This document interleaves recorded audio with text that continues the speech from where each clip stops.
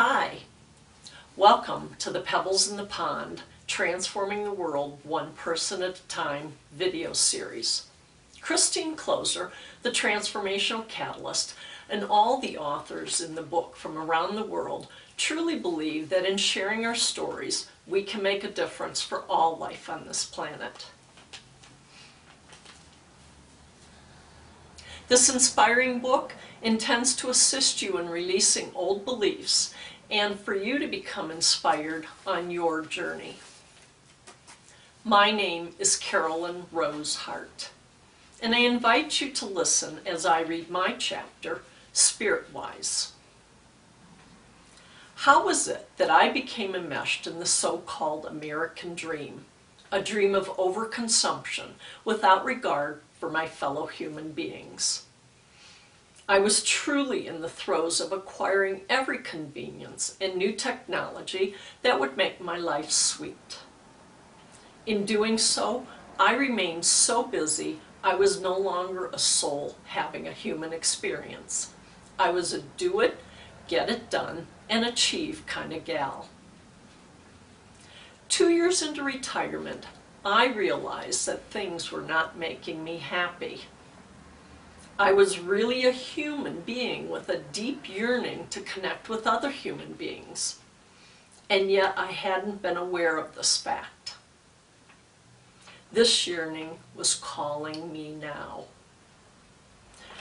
I decided to listen to the calling, to connect with other cultures and human beings that lived a different life than my own.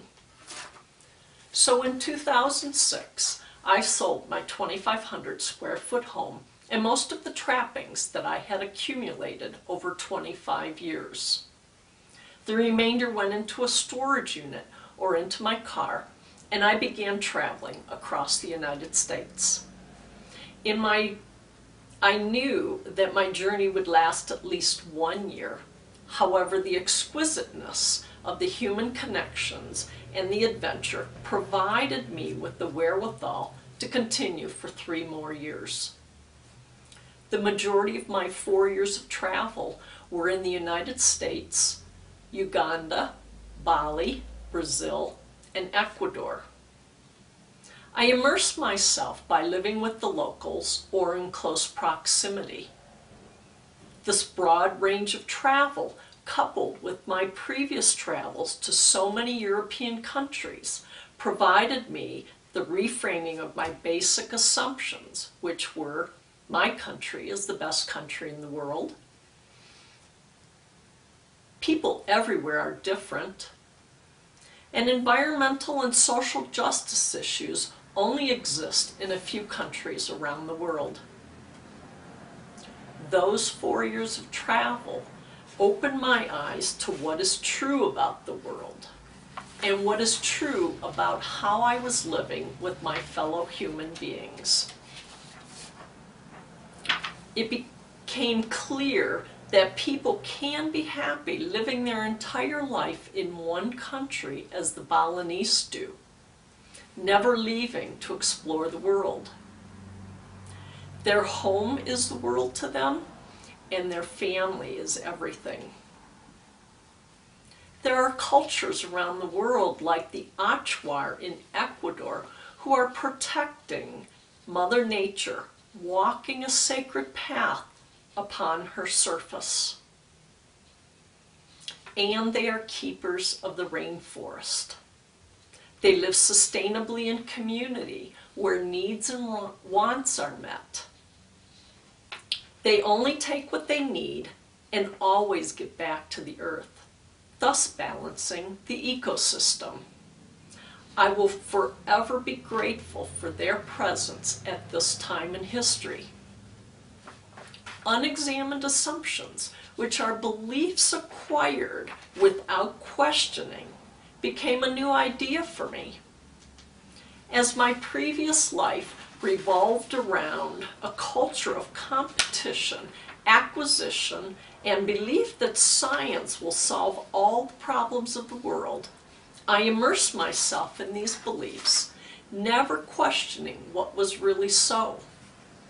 I was sucked into the group energy, believing that humans are masters over nature.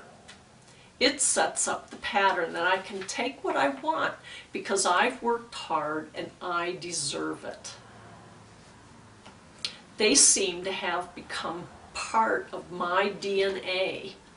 I really bought into the logic that helped me to stay in the place of feeling I could have it all, and if I had it all, I would be happy. I was reeled in like a fishing line.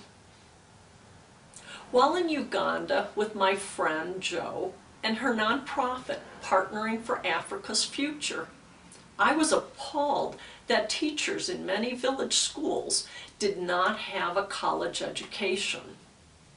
Thus, I initiated the Uganda Teacher Fund, sending teachers to school on their breaks. It required these teachers to share their new knowledge and skills with fellow teachers upon return to school. What was true for them is after the money dried up, they found ways to continue the program. With head teacher Edith's support, they expanded the program, increasing the quality of the school. The school went from 107 students in 2005 to 409 students in 2011. They had all their own answers and did not need an American to come in and tell them how to do it. Wahoo! Another unexamined assumption burst. As I traveled, my eyes were opened and I awakened. I began to see how plundered the environment is, and that social justice issues are everywhere on the planet. I began to see that there is another way to be, and it is forming before my very own eyes. It is the new paradigm that is surfacing in every country of the world. There's another way to be that it encourages us to be more respectful of our fellow human beings and more respectful of Mother Earth. We are all connected. We are all one. There is no separation between ourselves, other life forms, and any one of the 7 billion brothers and sisters on the face of this planet. We all want love, safety, our physical needs met, and connection. A new great story is forming, and we are all in this together. What comes up for me is a perfect storm, allowing a treasure trove of solutions to show up and be a powerful force for change. We are living in exciting times, and all being called to greatness. We can choose to be inspired and choose a new way to be as a species, and we already are. My unexamined assumptions are being forever scrutinized now.